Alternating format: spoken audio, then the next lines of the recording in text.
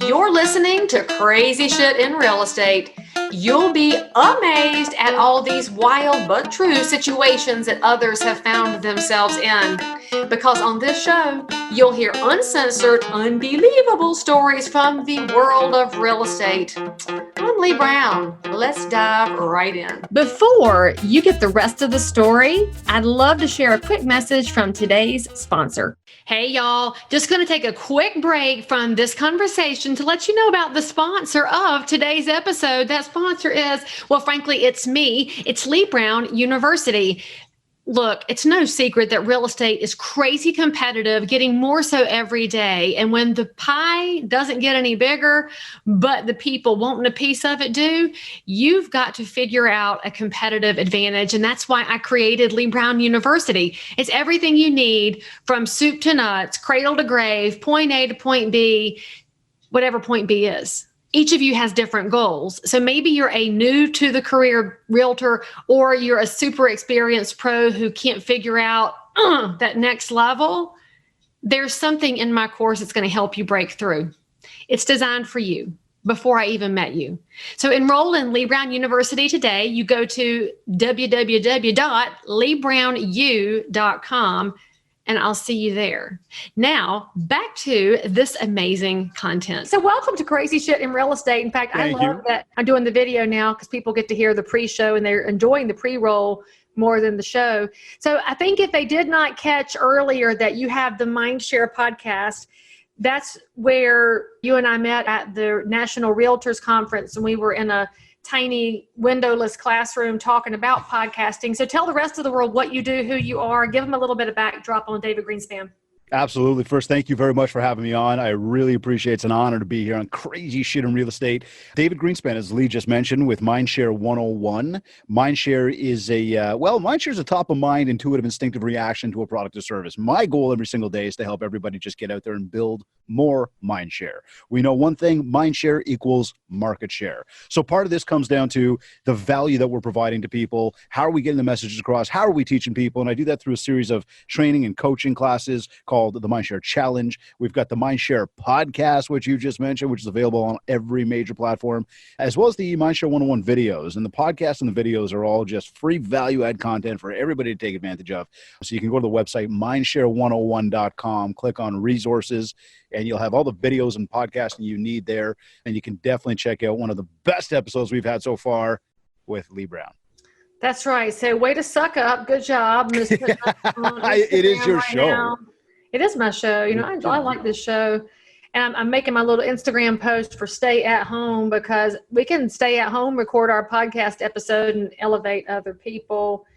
So this is a weird time in real estate and life, and good thing you accelerated your coaching program during this time, because everybody's at home and they've now watched Tiger King. So there's nothing else to do with their time except. I tried that. It didn't work for me. I mean, I watched an episode and a half, and maybe it's just because I'm a realtor. It just didn't feel crazy enough to me to get really sucked in. And I didn't like that woman. What's her name? Carol or something? I don't even know. I tried it. She was shifty. I didn't like her. I liked Joe Exotic. And so I'm like, I'm done with this now. So I'm back to watching my World War II documentaries. So I think the idea behind the Tigers is cool, but he was nice to his Tigers. He loved them. They're like his family. And so I can't fault him for that. Of my podcast. Look, you got yours posted faster than I did, because I can't type and talk at the same time. Well, I took a pause, but I already had I had a step ahead of you. I started that before. Okay, so pre-planningly. I know, right? Hang on, look, let me hit post. Golly, that was so difficult.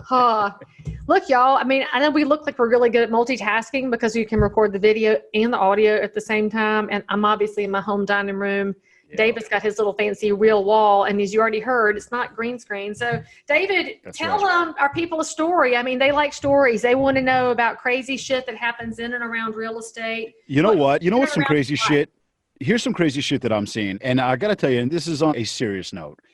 What's getting me is a lot of these groups that are on Facebook, a lot of these social media groups right now, because everybody's got so much time to sit at home and, catch up on their favorite Netflix, which is another side thing. Like, you want to do that, do it at like 12 o'clock at night. Get to work. There's things that have to be done. Business has not stopped. No matter what's going on out there in the world, the reality is at some point this is going to be over.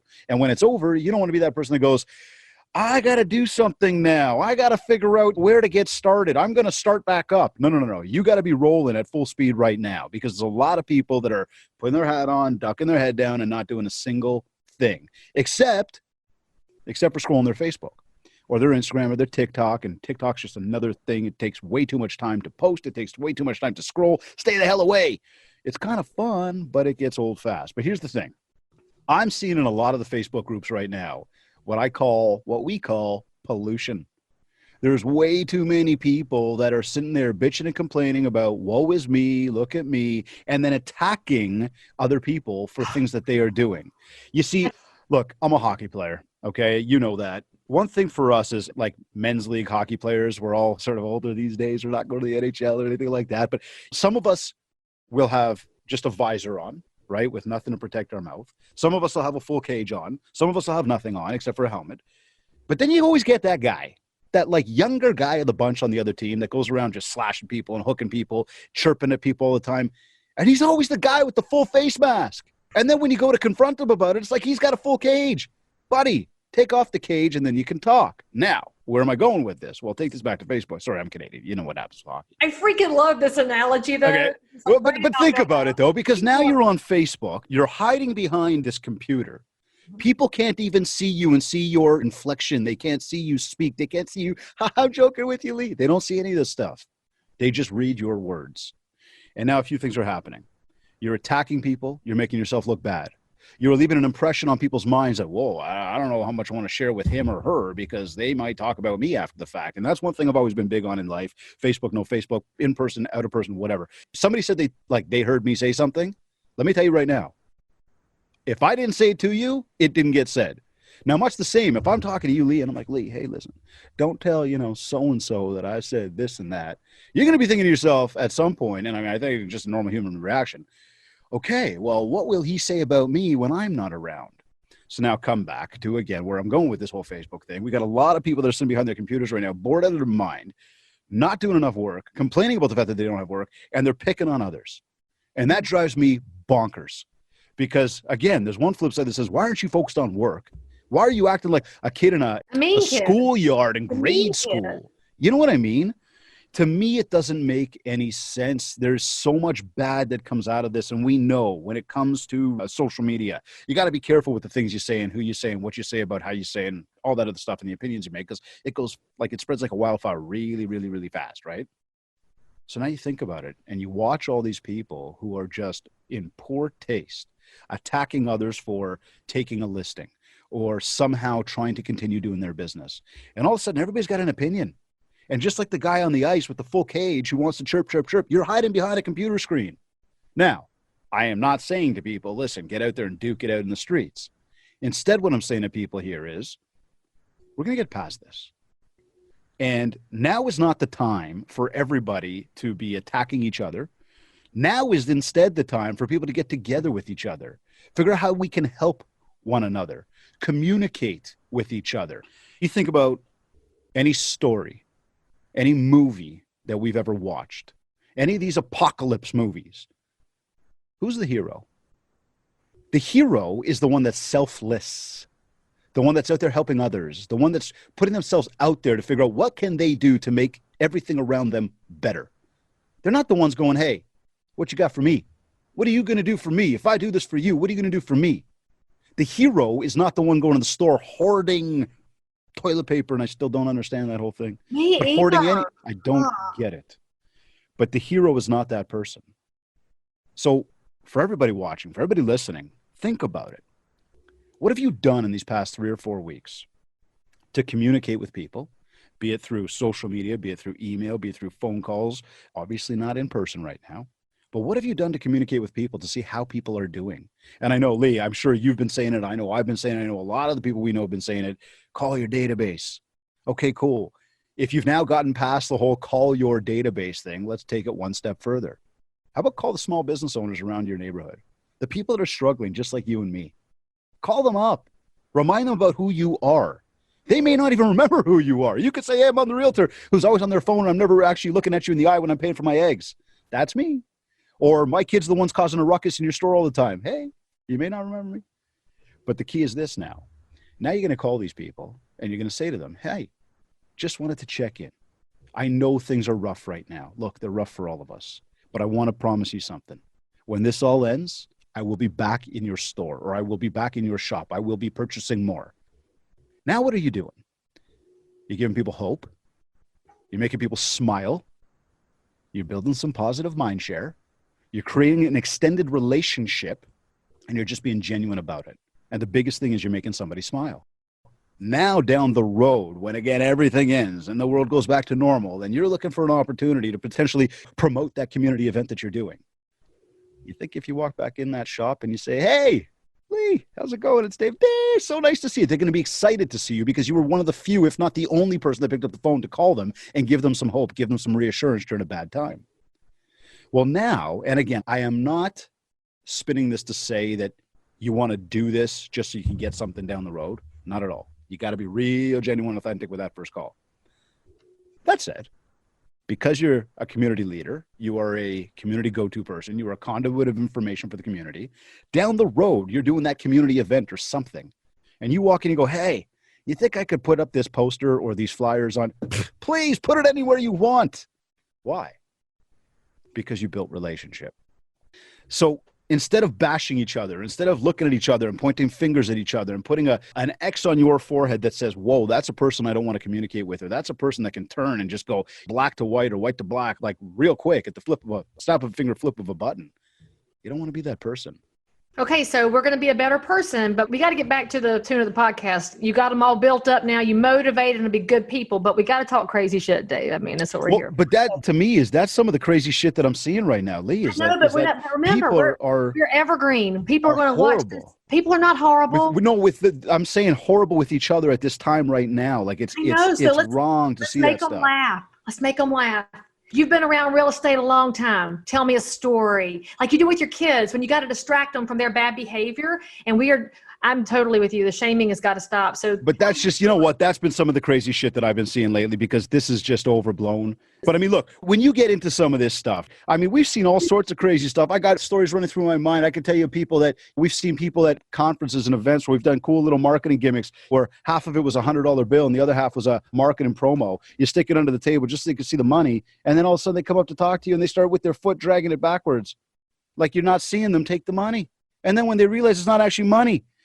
So, I mean, we've seen crazy shit like that. We hear crazy stories about people who are trying to do business and they're complaining about time, spending all sorts of money on things. And you're going, okay, wait a second. What do you do to manage your time? And here I had a guy that said to me one day, he goes, I'm having a problem with time management. I'm having a problem really building up my business. So we started going through time management. I said to him, what do you do on a daily basis? He goes, well, typically I get up at about 10 a.m. I go to the gym for about 12. I'm there for about an hour and a half. I come home, I eat my lunch, I take my shower, and then I take a nap. So now we go through, and then he says, at about 4 o'clock, he gets back up, and now he starts getting to work. Now, to me, that's some crazy shit. But I got to tell you, one thing for me is now I'm going back, and we do our next call after that, because this is one of my coaching clients. I go back, and I start talking to him about a schedule, and I said to him, okay, listen, so here's what your schedule looks like in a day. You get up at 10, and you go to the gym, and you do this, you do that, and said 12 to 4, and I put in rest time. And he comes back, he's like, rest time? What do you mean rest time? And I'm like, buddy, that's what you said. You go to the gym, you have lunch, you take a shower, you take a nap. He goes, yeah. I said, rest time, middle of the day. He's like, oh, man. He goes, but I'm going till midnight every night. Now, there's some people that say, oh, that's crazy. But it probably fits his client base, right? Well, here's the thing, and this is part of it. One is do not let your sleep patterns affect the opportunities you get. And if you can manage your clients in that time frame, go and do it. The flip side to that as well is not everybody is an early bird. I mean, if you are, go get that worm. But if you're a night owl, you can take advantage while the early bird's sleeping. Sure. So as long as you're getting what you need to get done in a day and you're putting in that, well, let's say you want to make above average money, you got to put in above average hours, right? So it's much the same. Whatever works for you, go and do it. But I thought that was pretty crazy. Or there was the guy that came to me one day and says to me, I said, so what does your mornings look like? He goes, well, I wake up in the morning. I usually watch a movie. You do what? He goes, yeah, I watch a movie. I said, why do you watch a movie?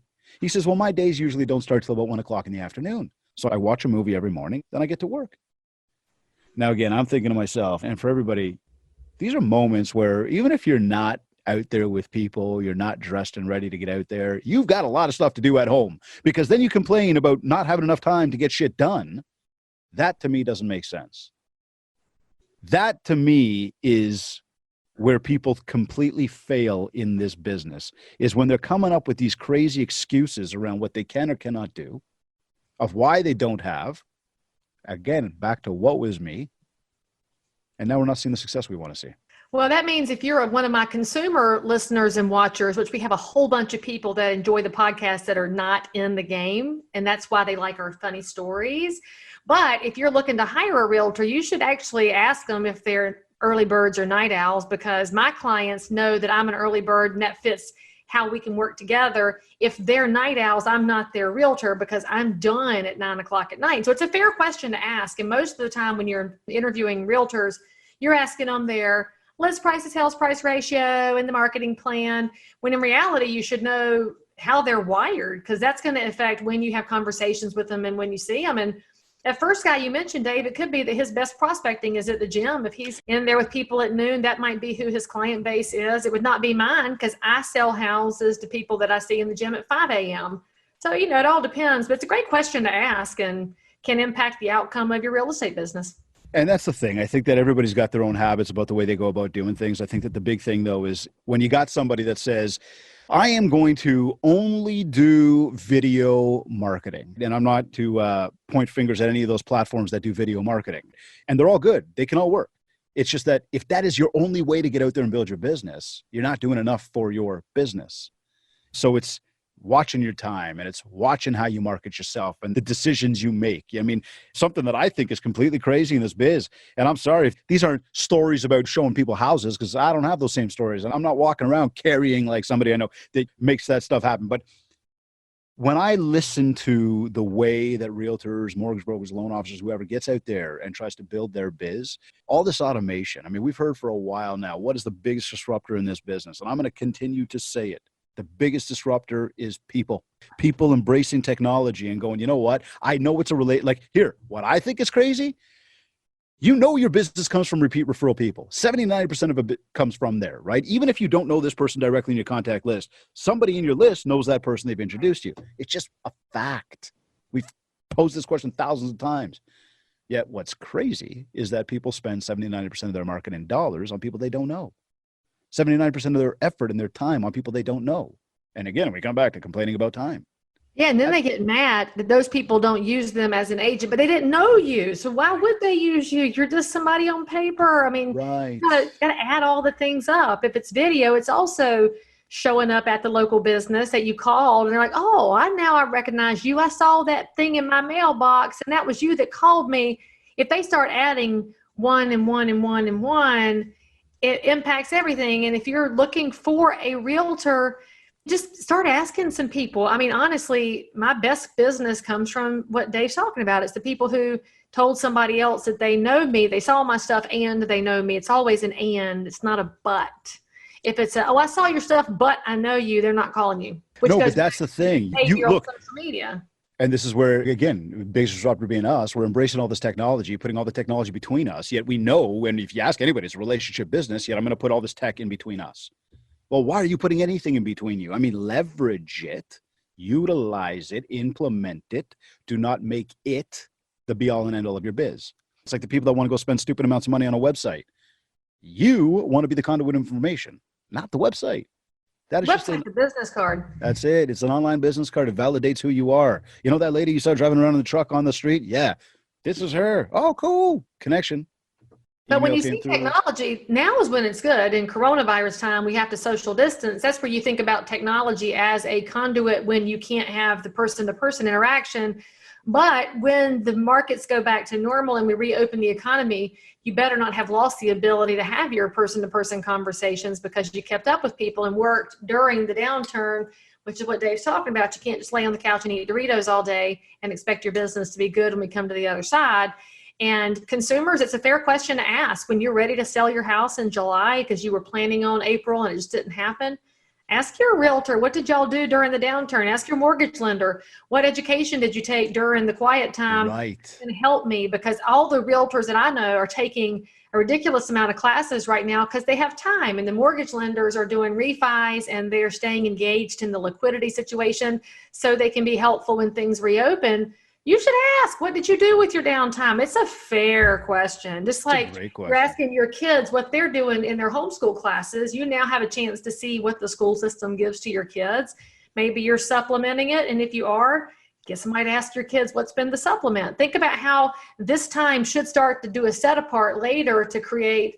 There's going to be the people in the real estate space, mortgage inspectors, surveyors, realtors who said, I'm going to get really good. So when we come out, I'm great. And the ones that said, screw it, I'll just deal with it later. And which one do you want representing you? Well, there's the thing too. And we know that, and as I just mentioned, and we agree, and everybody agrees, referrals are a major source. I think referrals, as we come out of this, as important as they've always been, they're going to be even more important. Oh, yeah. Because now it's that thing of, I've got my house and I'm going to list it and I know you, so I'm going to invite Leigh in, but now it's going to be like, Leigh, hey, don't bring no strangers through my house. I don't know where they've been. You know what I mean? Maybe he has it, or maybe she still has it. There's going to be thoughts in people's minds because, look, are we going to get a green light at some point that says, hey, you can go back to work now? I think that green light will be when they say kids are going back to school, which is different across every state and province in North America. So who knows? Better be sooner than that. Ooh, it better be sooner than that. But yeah, I hear that, right? We should have learned some good practices that would stay in our businesses about the wiping down light bulbs and doorknobs. That should be practice anyway. Washing hands. Not really sure why this is a new development. Why is that a new thing? Wash your hands. I'm hoping we all keep washing our hands. So Dave, if somebody's listening to the podcast or watching the podcast and they want to know more about Mindshare, your training, your coaching, your podcast, how's the best way for them to reach you and find out about what you have to offer? Go to mindshare101.com. Check out the site. Everything is available for you there. You can learn more about all of the tools that we have available to you. There's a lot of free resources, so I encourage everybody to go check that out. I'm including, once again, the podcast itself, which Leigh has been a guest on. You can check that out on every major podcast platform. So through the website, mindshare101.com, through any of my social medias, follow me at David Greenspan 101 on Instagram, at Mindshare 101 on Facebook, and again, the Mindshare podcast. And here's what it looks like, friends. I was pulling it up on mine. The Mindshare podcast, David Greenspan. It's this one. See it on my screen where it says subscribed? There it is. And looks like you've got 4.5 stars. He needs some more ratings. So go. 4.5. Yeah, you need to give him some 5 stars. There's really good stuff in there. But your guests are forgetting to leave reviews. Probably that's what it is. So go check it out. Subscribe to it. They're good. And if you want to reach out to him and didn't write anything down because you don't, it's okay. Everything's in the show notes for this episode. So you can go back at any time, reach out. And if you think you have a hankering to appear on here, you just hit me up on any of the social networks, but you got to give me 5 stars and show up, and we'll see you next time on Crazy Shit. Hey, Dave, thanks for showing up over here. Oh, absolutely. Thank you for the invite. About the sheep, but I could force you to get out of that mentality because that's how we roll. Hey, enjoy coronavirus and stay at home, and I know you'll keep getting shit done with your little brick wall, and I'll see you sometime soon. You're amazing. Thank you so much, Leigh. We'll see you bye, guys. Take care. As always, I'm so super thrilled that you joined in for more crazy shit. And if you're a realtor, investor, inspector, lender, or just a regular human being who happens to have an unbelievable story that you need to tell the world about, or you just need to one-up the story you just heard, then make sure to DM me on Instagram at Leigh Thomas Brown, or tweet me at Leigh Brown, or frankly any social network where you hang out. I'm there.